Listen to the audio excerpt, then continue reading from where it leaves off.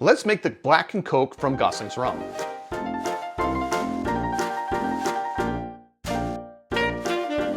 Goslings Rum has a lot of cocktails on their website, which I love. They also have a YouTube channel which has a lot of cocktails, which I also love.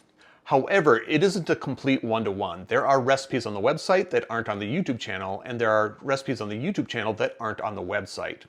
The Black and Coke is one of the drinks that is on their YouTube channel but is not on their website. But as a completionist, I'm going to do it anyway. I consider the Black and Coke a version of a rum and cola. Note that there are two closely related cocktails here. There's a rum and cola and there's a Cuba Libre.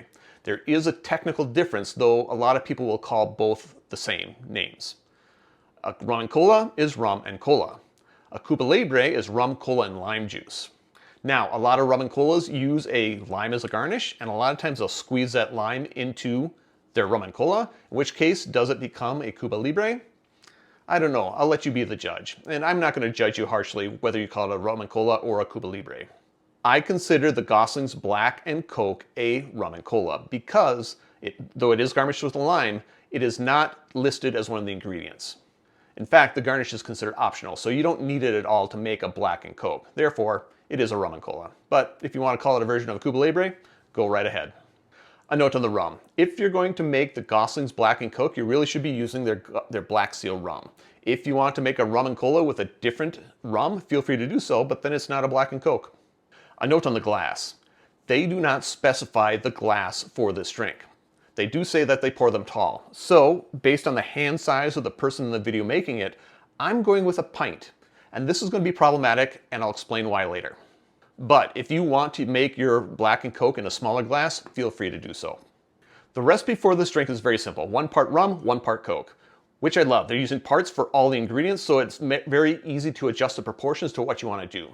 But if I'm going to put this in a tall glass like the video shows I should, there's 16 ounces in a pint.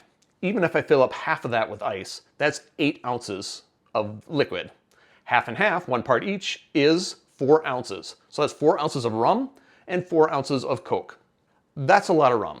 I'm not opposed to a lot of rum, but this is one drink where I'm going to tell you, if you're going to make the official version, drink responsibly. So to make this drink, I'm going to start by filling my pint glass with ice.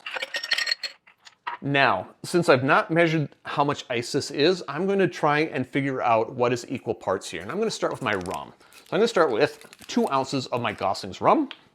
2 ounces is 60 milliliters. And normally I would not measure the Coca-Cola that I'm putting in there, but I'm going to measure in this case to make sure I get the parts right and to see how much I can fit in this glass. And I am using Mexican Coke. Use the Coca-Cola that you like. So I'm now going to put 2 ounces of the Coca-Cola in there. Do you think I can get 4 more ounces? Let's try. I think that's going to be it. So 2 ounces of Coca-Cola. See how I did with my measurements or my guesstimations. Oh, got to let the bubbles go down. Perfect. So we're looking at 4 ounces and 4 ounces. Little lid will go somewhere later. Add a straw and garnish. The garnish is optional, but it is a lime wedge, and they do squeeze it in there. So it may have just crossed into Cuba Libre territory. And then they drop it in. And there you have it, a Goslings Black and Coke. Drink with good spirits.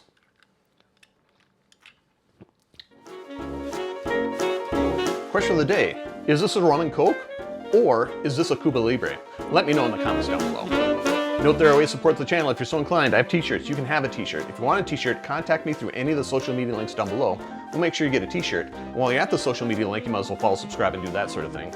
Finally, if you made it this far, give me a like, give me a subscribe, turn on notifications so you don't miss out on anything that I do. And until next time, cheers.